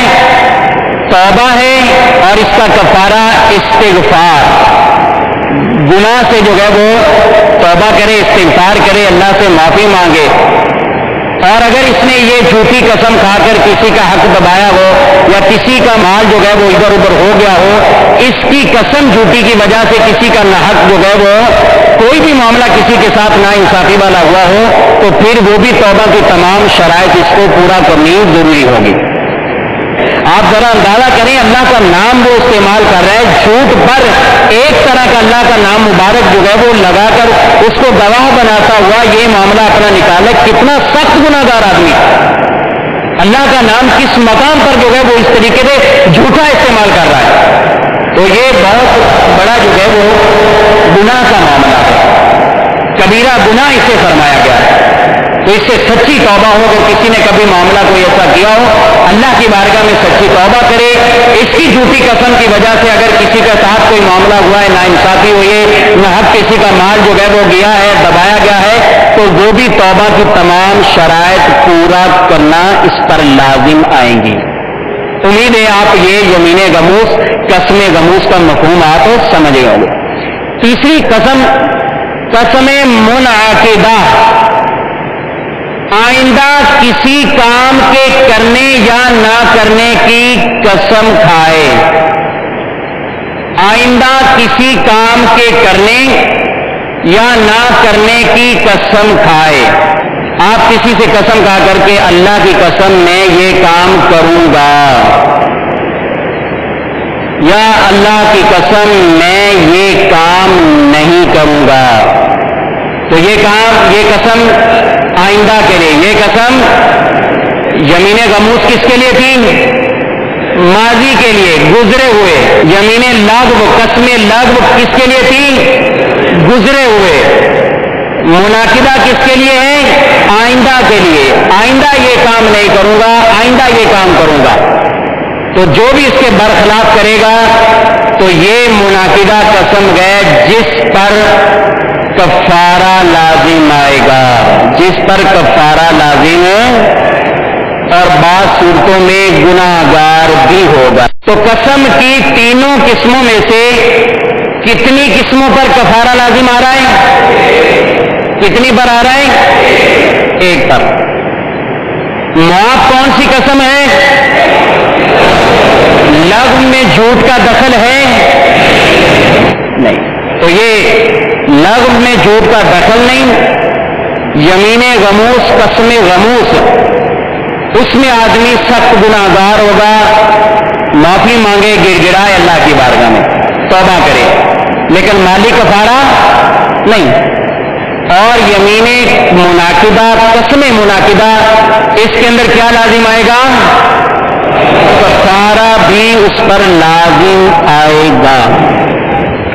اب قسم کے تفصیل سے یہ چند قسمیں آپ نے پڑھ لی، اب ان کے چند احکامات بھی سنتے چلیں کہ قسم کھانے کن الفاظ سے ہے، کون سی قسم معتبر ہوگی اور کون سی درست نہیں. یاد رکھیے کہ بعض قسمیں ایسی ہیں کہ جن کو پورا کرنا بالکل اس پر لازم ہو جائے گا، نہیں کرے گا تو گناہ گار ہو جائے گا، کفارہ بھی دینا ہوگا، گناہ گار بھی ہوگا. وہ کام جس سے بچنا قسم کے بغیر ہی اس پر ضروری تھا، وہ کام جس سے بچنا قسم کے بغیر ہی ضروری تھا، اس نے اس کام پر قسم کھائی اور پھر عمل نہیں کیا بلکہ وہ کام کر دیا، تو یہ شخص گناہ گار ہوگا. مثلا یوں مثال کے طور پر سمجھ لیجیے سے اب کوئی قسم کھائے کہ میں گانے نہیں سنوں گا، یہ قسم کھائے بالفرض اللہ کی قسم میں گانے نہیں سنوں گا، میں فلاں گناہ نہیں کروں گا. تو یہ کام ایسے ہیں جو بغیر قسم کے ہی اس پر جو ہے وہ ان سے بچنا ضروری ہے. لیکن پھر بھی اگر کسی نے وہ کام کیا کہ قسم بھی کھائی ہے اور گناہ کر لیا، وہ جس کے بچنے کی قسم کھائی تھی، تو یہ شخص گناہ گار بھی ہوگا اور قسم کا کفارہ بھی اس پر لازم ہوگا. اسی طرح جو کام قسم کے بغیر ہی اس پر کرنا ضروری تھا، اس نے پھر قسم کھا لی اور وہ کام نہ کیا. مثلا نماز پڑھنا فرض ہے، ضروری ہے، اس پر نماز پڑھے، لیکن اس نے قسم بھی کھائی کہ اللہ کی قسم میں آج ظہر ضرور پڑھوں گا، یہ قسم اس نے کھا لی. اب ظہر پڑھنا تو ویسے ہی فرض ہے، مسلمان پر نماز فرض ہے، اور بالفرض اگر اس شخص نے نماز نہ پڑھی تو گناہ گار ہوگا اور اس کے ساتھ ساتھ کفارہ بھی اس پر لازم آ جائے گا. بعض وہ قسمیں ہیں کہ جن کا توڑنا اس پر ضروری ہے، جن کا توڑنا اس پر ضروری. مثلا کوئی یہ قسم کھا لے کہ معاذ اللہ میں فلاں کو قتل کروں گا، تو اس پر لازم ہے کہ کسی مسلمان کا بھی قتل ناحق جائز نہیں. اس پر لازم ہے کہ یہ اس قسم کو جو ہے وہ یہ پورا نہ کرے، اس پر لازم اس کو توڑ دے. قسم کھائی ماں باپ سے بات نہیں کروں گا، یہ قطع تعلقی کی شریعت اجازت نہیں دیتی. یہ صلہ رحمی کرے جائے، شریعت مطہرہ نے والدین کی خدمت کا حکم دیا ہے، والدین کی اطاعت کا حکم دیا ہے۔ والدین سے اس طرح منقطع ہو جانا، قطع تعلق کر لینا، یہ غیر شرعی کام گئے اور اس پر اس نے قسم کھائی۔ شریعت اس پر لازم کرے گی کہ یہ کیا کرے، یہ اس کو قسم کو توڑ دے اور جا کر والدین سے بات چیت کرے، اپنا تعلقات ان سے بحال کرائے۔ اسی طرح کوئی قسم کھا لے کہ میں چوری کروں گا، فلاں کو ڈاکہ ڈالیں گے، چوری کرنی ہے، معاذ اللہ، تو وہ بھی اس قسم کو توڑے گا، پورا اس کا کرنا نہیں کرے گا۔ تو یہ چند کام ایسے ہیں کہ ان کو بیچ میں آڑ جو ہے وہ اب ایک قاعدہ کلیہ ہے جو حدیث سے ہمیں ملا، نبی کریم صلی اللہ علیہ وسلم کی ایک حدیث ہے، حضرت ابو ہریرہ رضی اللہ تعالیٰ عنہ سے مروی، رسول اللہ صلی اللہ تعالیٰ علیہ وآلہ وسلم فرماتے ہیں، جو شخص قسم کھائے، جو شخص قسم کھائے اور دوسری چیز اس سے بہتر پائے، جو شخص قسم کھائے اور دوسری چیز اس سے بہتر پائے تو وہ کام کرے اور قسم کا کفارہ دے دے، تو وہ کام کرے اور قسم کا کفارہ دے دے۔ کسی بھی ایسی بات پر قسم کھا لی جو مناسب نہیں ہے، بھلائی بہتری وہ اس دوسرے کام میں نظر آ رہی ہے، تو اس کو چاہیے کہ اس قسم کو جو ہے وہ توڑ دے، وہ کام کر لے اور کفارہ دے۔ فلاں کی شادی میں نہیں جاؤں گا، فلاں کے ساتھ ہم رشتہ نہیں کریں گے، یہ قسمیں کھا لی۔ فلاں فقیر کو میں نہیں دوں گا، اس کو نہیں کچھ دوں گا، ان چیزوں کی قسم کھا لی۔ تو بہتر یہی ہے، بہتری کس میں ہے، وہ کام کرنے میں، تاکہ آپس کے تعلقات اور یہ سارے معاملات جو ہے وہ بحال ہو جائیں۔ تو اس لیے رسول اللہ صلی اللہ علیہ وسلم نے ارشاد فرمایا ہے کہ وہ کام کرے اور کفارہ دے دے۔ قرآن پاک کی ایک آیت مبارکہ بھی ہے جس میں یہ ارشاد فرمایا گیا، لا تجعلوا اللہ عرضة لأيمانكم ان تبروا وتتقوا وتصلحوا بین الناس واللہ سمیع علیم، اور اللہ کو اپنی قسموں کا نشانہ نہ بنا لو کہ احسان اور پرہیزگاری اور لوگوں میں صلح کرنے کی قسم کر لو، اللہ سنتا جانتا ہے۔ یہ کوئی یہ قسم کھا لے کہ میں احسان مندی نہیں کروں گا، یہ قسم کھا لے میں صلح نہیں کرواؤں گا، تو اس میں یہ نشانہ نہ بنا لے کہ میں نے اب قسم کھا لی، اب میں تو یہ کام نہیں کر سکتا، میں نہیں کام کر سکتا، دو لڑے ہوئے میں اس میں صلح نہیں کرواؤں گا، میں نے یہ قسم کھا لی ہے۔ تو اس کو یہ قسم کا بہانہ نہیں بنانا چاہیے۔ شریعت مطہرہ نے اس کو اجازت دی ہے کہ ایسی صورت میں یہ کام کرے، وہ بھلائی والا کام کرے، قسم کو توڑ دے، اپنی قسم ختم کر دے اور اس کا کفارہ دے دے۔ قسم کے الفاظ، کن چیزوں سے قسم ہوتی ہے؟ اللہ کے جتنے بھی نام ہیں ان میں سے جن کے ساتھ قسم کھائے گا شرعی طور پر قسم ہو جائے گی۔ اللہ کے جتنے بھی نام ہیں ان میں سے جن کے ساتھ قسم کھائے گا شرعی طور پر وہ قسم کہلائے گی۔ اسی طرح اللہ کی صفات جن سے قسم کھائی جاتی ہے ان سے کھائے گا تو بھی قسم ہو جائے گی۔ ان کی مثالیں لکھ لیں، اس طرح قسم کھائے، اللہ کی قسم، خدا کی قسم، رحمان کی قسم، رحیم کی قسم، پروردگار کی قسم، خدا کی قسم، یہ جو بھی اللہ کے اسماء مبارکہ ان کی قسم کھائے، صفات کی قسم کھائے، اس طرح کہے کہ اللہ کی عزت و جلال کی قسم، قسم ہے، اس کی بزرگی کی قسم، قسم ہے، اس کی عظمت، اس کی قدرت، اس کی قوت، ان کی قسم، قسم ہے۔ تو قسم شرعی طور پر جو قسم ہوگی وہ اللہ کے نام مبارک اور آپ کے اللہ تبارک و تعالیٰ کی صفات، ان سے قسم جو ہے وہ شرعی قسم کہلائے گی۔ اور یہ بھی یاد رکھیں، بعض لوگ اس میں بہت سخت کلمات قسم استعمال کرتے ہیں، بہت سخت، مثال کے طور پر کہتے ہیں کہ اگر یہ کام کیا تو معاذ اللہ یوں کہہ لے جیسے کوئی تمہیں یہودی ہو، معاذ اللہ سننا معاذ اللہ ایسا کہے، یا کسی بھی اس طریقے سے جو ہے وہ کئی آپ نے دیکھو مرتے وقت کلمہ نصیب نہ ہو، بے ایمان مرے، اس طرح کی جو ہے تو ان سے سخت جو ہے وہ ان سے پرہیز کرنا چاہیے، بچنا چاہیے۔ رسول اللہ صلی اللہ علیہ وسلم کی حدیث ہے اس بارے میں، رسول اللہ صلی اللہ علیہ وسلم نے فرمایا کہ اگر اس نے قسم کھائی اس طرح کی اور پھر اس کو جھوٹی کر دے تو وہ ویسا ہی ہے جیسا اس نے کہا ہے۔ تو اس لیے پہلے ہی اس میں احتیاط کرنی چاہیے۔ اگر کوئی اس طرح کی قسم کھائے کہ بے ایمان مرے، کافر مرے، یہودی مرے، مرتے وقت کلمہ نصیب نہ ہو، اور پھر اس قسم کو جھوٹی کر دے کہ اگر میں نے یہ کام کیا تو پھر یہ ہو، اور جھوٹی کر دے اس کو، تو حدیث میں فرمایا گیا کہ وہ شخص ویسا ہی ہے جیسا کہ اس نے قسم کھائی۔ یوں ہی صدر شریعہ علیہ رحمہ فرماتے ہیں کہ اگر کوئی یہ کہے کہ خدا جانتا ہے میں نے ایسا نہیں کیا، خدا جانتا ہے میں نے ایسا نہیں کیا، لیکن حقیقت اس کے برخلاف ہے، یعنی وہ جھوٹ کہہ رہا ہے اور اپنے جھوٹ پر اللہ کو گواہ بنا رہا ہے، اور اللہ کے بارے میں یہ کہہ رہا ہے کہ خدا جانتا ہے میں نے یہ نہیں کیا، جبکہ اللہ جانتا ہے اس نے جو کیا ہے۔ وہ یہ کہہ رہا ہے کہ خدا جانتا ہے میں نے یہ نہیں کیا، لیکن اس نے حقیقتاً کام کیا ہے۔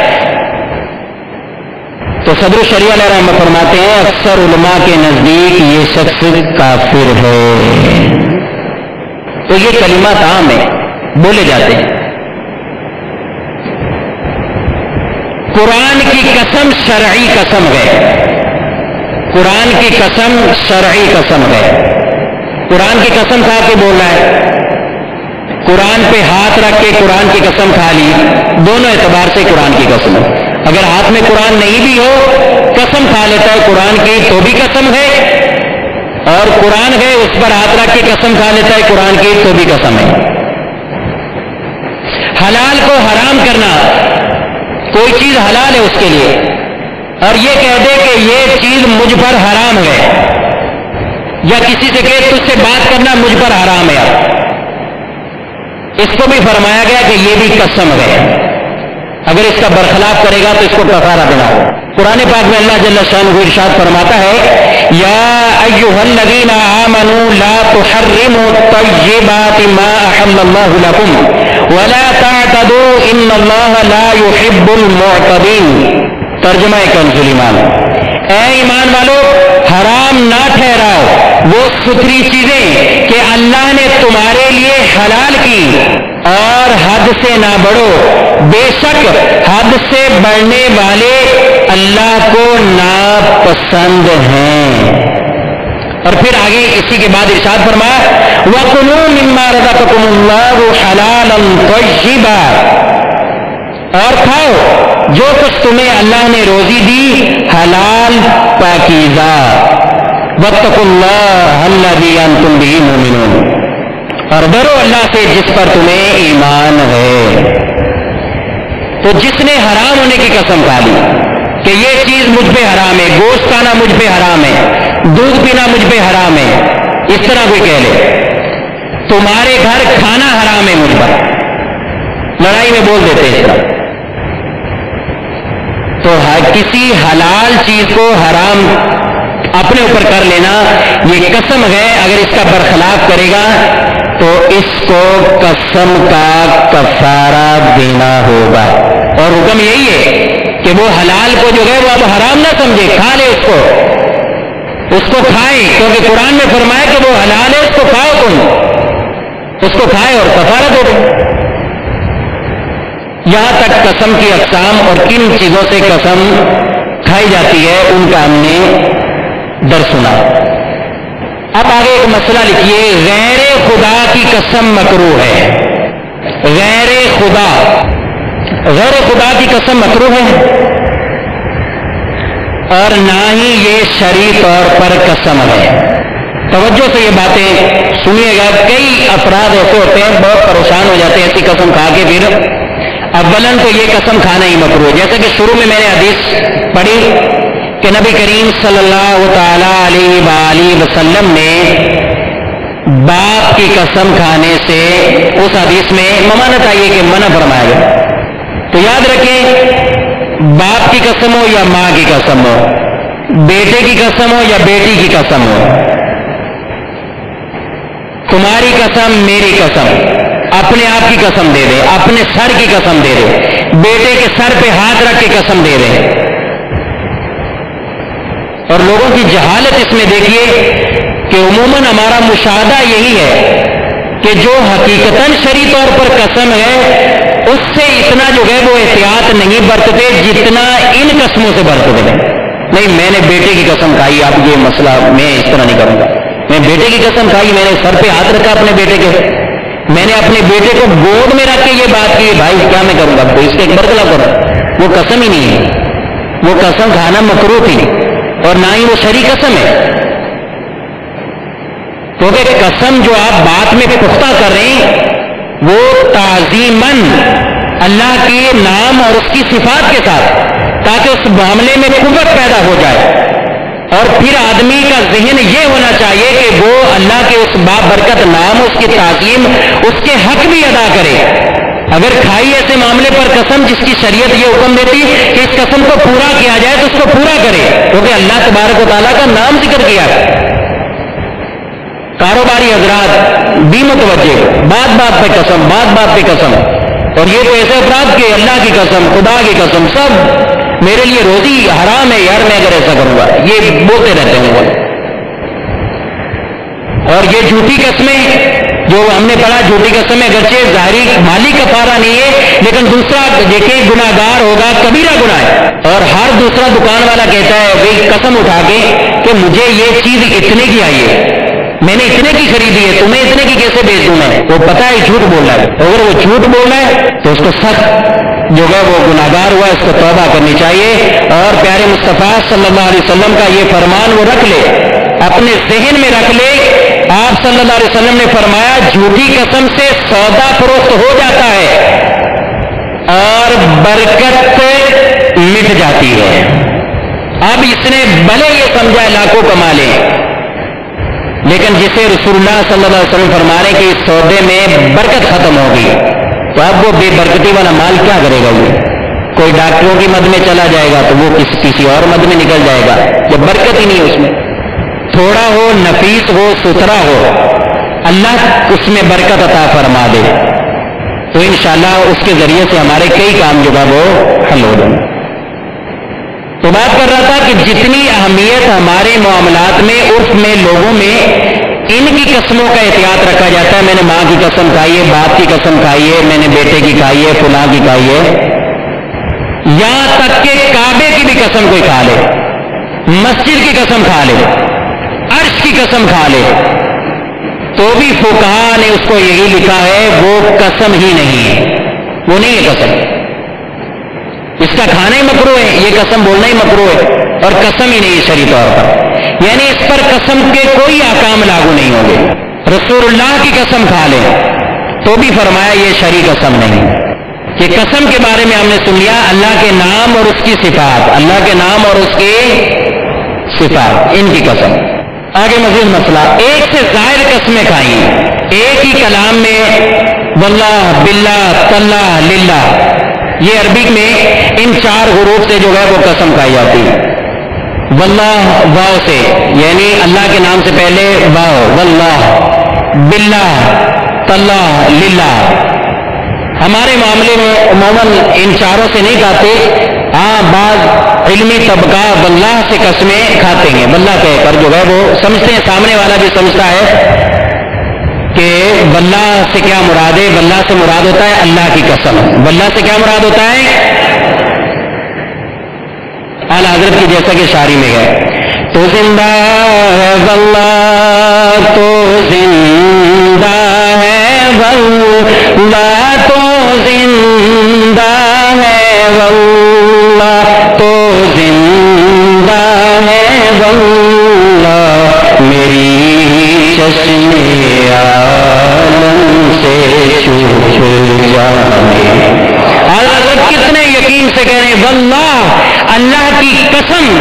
نبی کریم صلی اللہ علیہ وسلم قبر انور میں زندہ ہیں.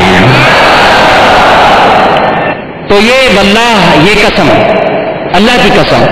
اب کوئی 3-4 قسمیں کھا لے تو وہ ساری قسمیں شمار ہوں گی.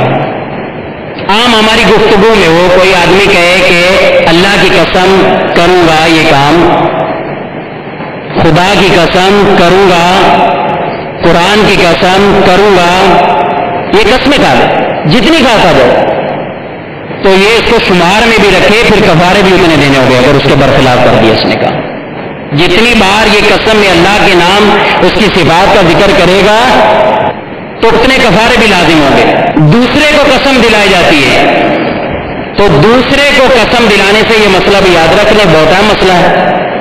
یہ قسم نہیں کھانا چاہ رہا، یہ بھی ایک ہمارے معاملے میں بہت بڑھتی ہوئی بیماری ہے. سامنے والے کو قسم دلا دو تو دوسرے کو قسم کھلائے تو جب اس نے قسم کو قبول کیا تو وہ قسم ہو جائے گی. اللہ کی قسم تم یہ کام نہیں کرو گے، وہ قبول کرے تو یہ قسم ہو جائے گی. اور اگر منع کر دے، قسم کو اس کی طرف ہی پھیر دے، قبول نہ کرے تو پھر قسم جو ہے وہ نہیں ہوگی. لہذا اگر کسی نے ماں باپ بچوں کی قسمیں اگر کھائی ہیں تو یہ کوئی قسمیں نہیں ہیں. اگر وہ ایسی رنجشیں بنا کر بیٹھے ہوئے ہیں کہ میں اس گھر میں جاؤں گا میرے بچے کو کچھ ہو جائے گا، اس کو اپنے گھر آنے دوں گا میرے بچے کو کچھ ہو جائے گا، کچھ نہیں ہوگا. اللہ پہ توکل کریں. جو شریعت مطہرہ نے احکام بیان فرمائے ان پہ عمل کریں. انہی میں عظمت، انہی میں برکت. اب سب سوچ رہے ہوں گے کفارہ کیا ہے، بہت قسمیں یاد ہیں. اب یاد بھی کر لیجئے گا کتنی قسمیں ہو چکی پہلے کی، ان کو شمار بھی کرنا ہوگا جس قسم پر کفارہ ہے. اور اب آ جائیں کفارے کی طرف. قسم کا کفارہ کیا ہے؟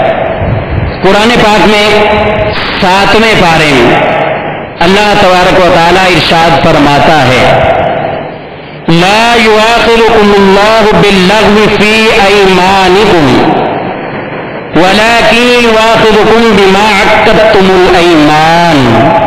اللہ تمہیں نہیں پکڑتا تمہاری غلط فہمی کی قسموں پر. غلط فہمی کی قسمیں کون سی ہیں؟ لغو. کون سی ہیں؟ یعنی اس پہ اللہ گرفت نہیں فرماتا، یہ معاف فرماتا. وَلَٰكِن يُؤَاخِذُكُم بِمَا عَقَّدتُّمُ الْأَيْمَانَ. ہاں ان قسموں پر گرفت فرماتا ہے جنہیں تم نے مضبوط کیا، جنہیں تم نے مضبوط کیا ان پہ تمہاری گرفت فرماتا ہے.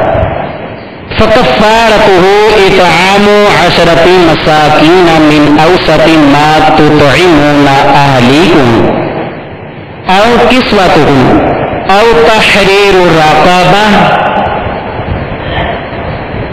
تو ایسی قسم کا بدلہ 10 مسکینوں کو کھانا دینا، اپنے گھر والوں کو جو کھلاتے ہو اس کے اوسط میں سے یعنی درمیانہ، یا انہیں کپڑے دینا یا ایک غلام آزاد کرنا. تو قسم کا کفارہ 10 مسکینوں کو کھانا کھلانا یا 10 مسکینوں کو کپڑے پہنانا، ان کو کپڑے دے دینا، یا ایک غلام آزاد کرنا. یہ بورڈ پر بھی آپ دیکھ رہے ہوں گے. کفارے میں کھانا، کپڑے اور غلام آزاد کرنا، ان 3 کاموں میں آپ کو رخصت ہے. چاہے آپ کھانا کھلا دیں، کپڑے دے دیں، غلام آزاد کر دیں. چونکہ غلام ابھی ہے نہیں ہے لہذا اس کو نکال دیں. اب باقی رہے 2 آپشن سے، کھانا کھلانا، کپڑے پہنا دینا. اور کھانا بھی کیسا؟ گھر بہت جگہ وہ بریانیاں کھاتا ہو، بہت اعلیٰ اعلیٰ کھانا کھاتے، جب فقیروں کا معاملہ تو ان کو دال روٹی کھلا رہے. اوسط درجے کا. قرآن نے فرمایا درمیانہ، جو درمیانہ درجہ اپنے گھر والوں کو کھلاتے ہو، درمیانی کیفیت کا، نہ بہت اعلیٰ نہ بہت ادنا، اوسط درمیانی کیفیت کا کھانا، یہ کھانا کھلانا ہے. فمن لم یجد فصیام 3 ایام. اور جو ان میں سے کچھ نہ کھائے، کھانا کھلانے کی طاقت نہیں ہے، کپڑے بھی نہیں پہنا سکتا، غلام ہے نہیں، کیا کرے؟ اللہ تعالی ارشاد فرماتا ہے تو 3 روزے یہ بدلہ ہے تمہاری قسموں کا. 3 روزے اس کو رکھنے ہوئے. ایک قسم کے بدلے میں کتنے روزے ہیں؟ 3 روزے پے در پہ مسلسل 3 روزے ہیں اس میں.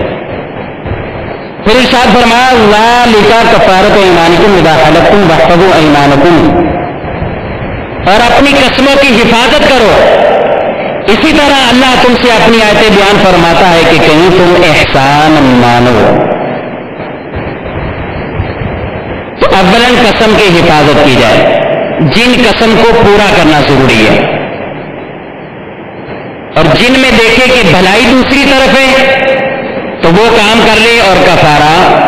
اور یہ بات بھی یاد رکھیے گا قسم ٹوٹنے کے بعد کفارہ آتا ہے، قسم ٹوٹنے کے بعد کفارہ. ایسا نہیں ہے کہ قسم ٹوٹنے سے پہلے کفارہ دے دے، قسم ٹوٹنے کے بعد وہ کام کرے اور کفارہ دے دے. 10 مسکینوں کو جو کھانا کھلانا ہے تو یہ 10 کو اس طرح کھانا کھلانا ہے، مسکینوں سے یہاں شریف فقراء جن کو زکوٰۃ دی جا سکتی ہو وہی اس میں، جو ایک خاص اصطلاح مسکین والی ہے وہی صرف نہیں اس کے مستحق بلکہ شریف فقراء جنہیں زکوٰۃ دی جا سکتی ہے. ان 10 کو آپ نے صبح کھلایا ہے تو 10 کو انہی کو شام کو کھلانا ہے. 2 وقت کا کھانا ہے. کتنے ٹائم کا کھانا گئے؟ 2 ٹائم، صبح اور شام. سارے ہوں شریف فقیر، سارے کیا ہو؟ اگر 10 کو ایک ہی دن بلا کر صبح شام کھلا دیا تو کفارہ ادا ہو گیا، کفارہ ادا. اب 10 مسکین شریف فقیر، مسکین یا شریف فقیر ایک دن میں مل جائیں، صبح بھی ملیں اور شام بھی ملیں، دونوں ٹائم. اس کی بھی احتیاط جو ہے وہ ضروری ہوگی. یا ایک ہی شریف فقیر ہے، آپ جانتے ہیں یہ شریف فقیر ہے، اس کی آپ ڈیوٹی لگا دیں کہ آپ صبح اور شام میرے گھر پہ کھانا کھا لیجیے گا، یا اس کو کھانا دے دیں. تو 10 دن تک وہ ایک ہی کھاتا رہے. اگر ایک ہی دن جو ہے وہ اتنا اس کو دے دیا کہ وہ 10 کی مقدار کے برابر ہے تو بھی کفارہ ادا نہیں ہوگا. وہ 10 دن آئے اور باقاعدہ روزانہ جو ہے یہ صبح شام اس کو کھانا کھلا دے یا اتنا کھانا دے دے. ایک کو دے تو 10 دن کرنا پڑے گا، 10 کو دے تو ایک دن میں ہی ہو جائے گا معاملہ. اور یہ بھی اس میں بھی آسانی ہے کہ اگر کھانا نہیں کھلانا چاہتا تو اس کی جو شریعت نے مقدار بیان کی ہے اتنی مقدار ان کو دے دے، مالک بنا دے، جتنی رقم بنتی ہے. تو اب دوسری ٹائم میں اس کو بلانے کی حاجت نہیں ہوگا. اس میں زیادہ آسانی ہے کہ پتہ چلے دن میں جن کو کھلایا تھا وہ فقراء میں سے 5 آئے، اب 5 نئے آئے تو پھر بھی کفارہ ادا نہیں ہوگا، کیونکہ انہیں کوئی کھانا کھلانا ہوگا جن کو دن میں کھلایا، شام بھی وہی کھائیں گے. اب 5 اور ڈھونڈو شریف فقیر، تو پھر اس کے لیے مسئلہ بنتا رہے. تو آسانی کفارہ ادا کرنے میں یہ ہے کہ شریف فقراء کو 10 شریف فقراء کو یہ وہ اماؤنٹ دے دے جسے شریعت مطالعہ نے 2 وقت کا کھانا کہا ہے، وہ ہے صدقہ فطر کی مقدار. 2 وقت کا کھانا کھلانا اس کی مقدار کتنی ہے؟ صدقہ فطر، جو فطرانہ نکلتے ہیں، صدقہ فطر نکالتے ہیں رمضان میں، اس کی مقدار. یعنی اتنی گندم دے دے، آٹا دے دے، یا اس کے برابر رقم دے دے. اس کو آسانی سے یوں سمجھیں کہ صدقہ فطر 2 کلو میں 80 گرام کم. صدقہ فطر کی مقدار کتنی؟ 2 کلو میں 80 گرام کم. 80 گرام زیادہ کر لیں، 2 کلو چلے کر لیں، کچھ زیادہ ہی جا رہا ہے اس میں نا. مقدار جو ہے وہ جو بتائیے 80 گرام کم 2 کلو میں. اب 2 کلو آٹے کی جو قیمت ہے بالفرض 70 روپے بنتی ہے. جو بھی مدنی چینل کے ناظرین پتہ نہیں کہاں کہاں دنیا بھر میں سن رہے ہیں تو ان کے ہاں جو ہوگا صدقہ فطر کی مقدار تو اسی کا اعتبار ہوگا. وہاں کتنے درہم بن رہے ہیں، کتنے وہاں دینار بن رہے ہیں تو وہ وہیں کا ہوگا. تو ایک مثال سے سمجھا رہا ہوں، بالفرض 35 روپے کلو آٹا ہو اور 70 روپے بنتے ہو تو یہ ہے ایک شریف فقیر کا 2 وقت کا کھانا کھلانا، اس کی مقدار ہے. اب آپ 10 آدمیوں کو یہ 70 دے دیں تو کفارہ ادا ہو جائے گا، تو کفارہ ادا ہو جائے گا، یا ایک کو ہی روزانہ بلا لیں، وہ ڈیوٹی اس کی لگا دیں، وہ آپ سے 70 روپے لیتا جرمانہ، شریف فقیر ہوگا، خوش بھی ہو جائے گا، روزانہ جائے گا 70 روپے لے گا آپ سے، آپ دے کے آ جائیں، آپ نے اپنی قسم کا کفارہ دینا نا، آپ دیں، اس کی ڈیوٹی کیوں لگا رہے ہیں، آپ کی ڈیوٹی بنے گی، آپ جائیں، اس کو ڈھونڈیں، آپ اس کو دیں 70 روپے جتنا بھی بنتا ہو، یعنی 2 کلو کے برابر تقریباً یہ آپ اس کی مقدار بنا لیں اور یہ اس کو دے دیں۔ 10 ایک جگہ مل جاتے ہیں تو 10 کو دے دیں، نہیں مل رہے دشوار ہیں، ایک کو ہی دینا چاہ رہے ہیں تو اس کو 10 دن دے دیں، ایک ہی دن آپ نے دے دیا 700 روپیہ کہ روزانہ اسے 70 نکالتے رہنا تو نہیں ہوگا با، پھر مسئلہ ہو جائے گا، اس کو روزانہ دینے ہوں گے آپ کو الگ الگ، یا اپنا وکیل بنا دے کسی کو۔ مزید اس کو اور آسانی سے ادا کرنا چاہتے ہیں تو یوں بھی کیا جا سکتا ہے کہ آپ کسی سنی دارالعلوم میں چلے جائیں، جامعۃ المدینہ میں چلے جائیں، وہاں کے ناظم سے معتمین سے رابطہ کریں، ان سے پوچھیں، ان کو بتا دیں کہ یہ قسم کا کفارہ ہے، جو آپ کے مدرسے میں شریف فقراء ہیں، طلباء شریف فقیر ہیں جن کو زکوٰۃ دی جا سکتی ہے، یہ آپ ان میں تقسیم کر دیں، تو انہیں چاہیے کہ ان سے لے کر سیدھا ان 10 جو ہے ایسے طالب علم، اور عموماً مدرسوں میں ایسے موجود ہی ہوتے ہیں ضرورت مند بھی، شریف فقیر بھی، تو آپ ان کو دیں، ان کی مدد بھی ہو جائے اس بار سے۔ تو یہ سب سے آسان صورت یہی سمجھ میں آ رہی ہے کہ آپ کسی مدرسے میں چلے جائیں، اگر آپ کے پاس کہیں موجود نہیں ہے ایسا کوئی فقیر یا جس کو آپ دے سکتے ہو، یا کسی کو وکیل بنا دیں، وکیل بنا دیں گے تو بھی درست صورت ہوگی، وہ وکیل آپ کے بتائے ہوئے طریقے کے مطابق اگر یہ ادا کر دے گا تو بھی کفارہ ادا ہو جائے گا۔ اللہ تعالیٰ عمل کی توفیق عطا فرمائے۔ صلو علی الحبیب صلی اللہ علیہ وسلم۔ السلام علیکم ورحمۃ اللہ وبرکاتہ۔ سوکھی لکڑی پر بیٹھا ہے یا قبلے کی طرف نگاہ ہے، اس طرح قسم کھانے سے کیا قسم ہو جائے گی؟ قبلے کی طرف منہ کر کے، بلکہ میں نے خاص بتایا کعبہ کی قسم بھی کھا لیں تو قسم نہیں ہوتی، یہ ہمارے ہاں چلتے ہیں اور بتا چکا ہوں ان چیزوں سے لوگ زیادہ ڈرتے ہیں، بجائے یہ کہ جس قسم سے ڈرنا چاہیے۔ کسی کو بول دو باہر بات کر رہا ہے لیکن اسی کا ہاتھ پکڑ کے بولو آؤ مسجد میں یہی بات کرو، نہیں کرے گا، نہیں بھائی میں پیچھے ہو جائے گا، میں نہیں بات کر رہا۔ تو ان چیزوں سے قسم شرعی طور پر قسم جو ہے وہ نہیں لازم ہوتی، اگر اس کو کہا کہ قبلے کی طرف جو ہے وہ منہ کر لو، اس سے بھی قسم لازم نہیں ہوتی۔ تو مدنی قافلے کی جو مطلب اگر کوئی مانو کہ میرا کام ہو گیا، میں 3 دن قافلے میں سفر کر گیا، ہاں بالکل اچھی بات ہے، اچھی منت ہے، اس کو پوری کریں، ثواب ملے گا انشاءاللہ۔ قسم منعقدہ کھائی کہ میں یہ کام کروں گا اور کام کرنا بھول گیا، تو اس صورت میں کیا کفارہ ادا کرنا ہوگا اور کیا گنہگار بھی ہوگا؟ ہاں، قسم جس کام پر کھائی ہو وہ کام چاہے قصدن ہو گیا ہو، بھول کر ہو گیا ہو، جس طرح بھی ہو گیا ہو، وہ ٹوٹ جائے گئی، اس کا کفارہ ادا کرنا اس پر لازم آئے گا۔ اور منعقدہ میں بھی بورڈ پر بھی آپ دیکھ رہے ہیں بعض صورتوں میں گناہ ہوگا، ہر صورت میں گناہ نہیں ہے، بعض وہ صورتیں جس پر توڑنا لازم ہے تو توڑ دیں، ان کو توڑنے کا حکم ہے، اس پہ گناہگار اس کو نہیں ہوگا۔ آپ نے کفارے کی رقم شرعی فطر کے برابر فرمائی، اور 2 وقت کا کھانا ایک دن کا، تو شرعی فطر جو ہے یہ ایک وقت میں بھی شمار ہوگا یا دونوں وقتوں کا ایک ہی فطر ہوگا؟ اب صدقہ فطر کی مقدار 2 وقت کا کھانا کھانا ہے، یعنی صدقہ فطر جو ہے یہ 2 فطریں نہیں دینے پڑیں گے، کھانا کھلائے گا تو 2 ٹائم کھلائے، اور صدقہ فطر دینا چاہتا ہے تو ایک ہی صدقہ فطر 2 وقت کے کھانوں کے قائم مقام کرے۔ مدینہ جی السلام علیکم۔ اگر کوئی شخص قسمیں کھانے کا عادی ہے، اب اسے یاد نہیں کہ اس نے زندگی میں کتنی قسمیں کھا چکا ہے، تو اب اس وقت میں کفارہ کس طرح ادا کرے؟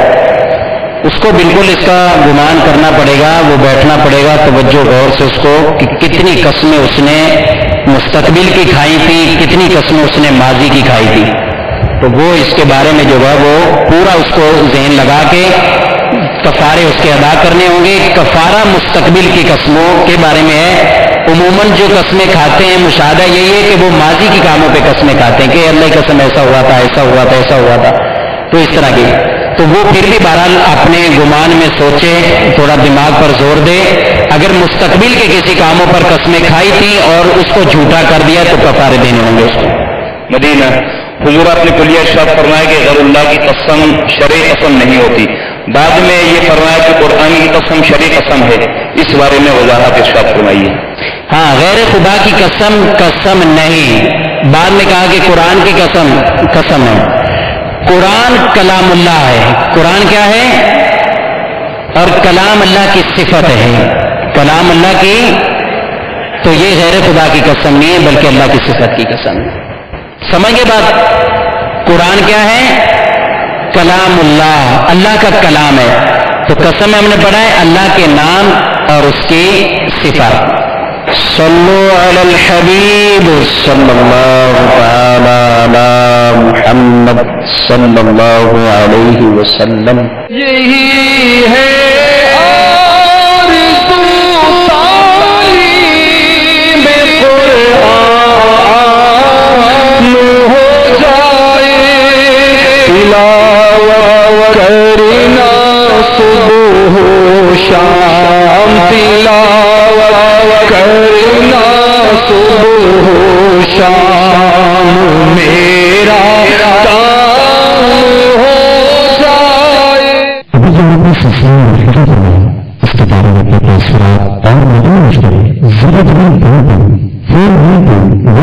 032 اور 030 پر SMS لکھ دیں، ایک مدعو چینل بہت کر سکتے ہیں۔